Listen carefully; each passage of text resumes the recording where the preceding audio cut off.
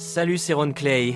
Aujourd'hui, je vais vous raconter une histoire qui s'appelle Le promoteur du cimetière de Saint-Martin. C'est parti.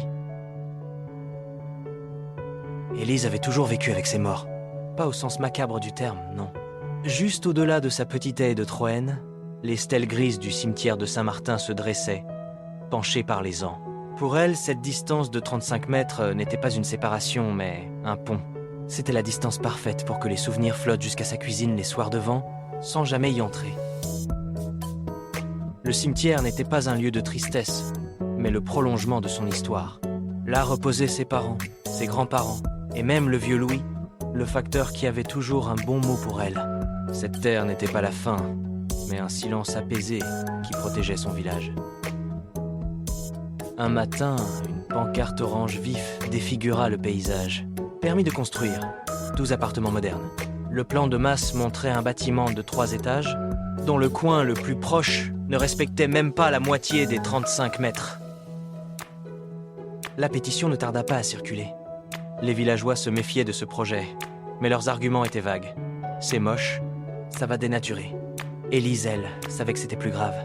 C'était une affaire de distance. Pas la distance physique, mais celle du respect et du temps. Le jour de l'audience publique, le promoteur, un jeune homme en costume impeccable, expliqua que le terrain était idéal et que les normes d'hygiène étaient désuètes. « Une loi de l'ancien temps !» lança-t-il, un sourire en coin. Lorsque ce fut son tour de parler, Élise se leva, tremblante. Elle ne sortit aucun texte de loi, elle raconta son histoire. Elle parla des matins où elle ouvrait ses volets et saluait ses ancêtres dans le soleil levant.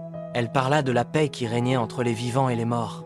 Elle raconta que cette distance n'était pas une barrière sanitaire, mais une ligne invisible qui marquait la dignité, la mémoire et le respect de ceux qui avaient façonné ce village. Le silence se fit lourd dans la salle. Le promoteur, pour la première fois, détourna les yeux de ses fiches. Les villageois acquiescèrent d'un hochement de tête silencieux. Le maire ne trancha pas sur le champ. Il ordonna une étude, puis 2. Le projet fut finalement accepté, mais avec des modifications majeures. Le bâtiment serait plus bas et reculerait de près de 20 mètres, retrouvant ainsi l'espace vital des 35 mètres.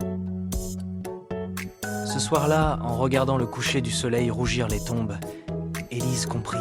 La distance entre les vivants et les morts était bien plus qu'une règle. C'était un espace sacré, un souffle que l'on devait laisser pour que la vie et la mémoire puissent cohabiter en paix. Et c'était une victoire que d'avoir fait comprendre au monde qu'il y avait des lois qui ne s'écrivaient pas dans les livres, mais dans les cœurs. Voilà les amis, c'est la fin de notre histoire. J'espère qu'elle vous aura plu. C'était Ron Clay. Ciao!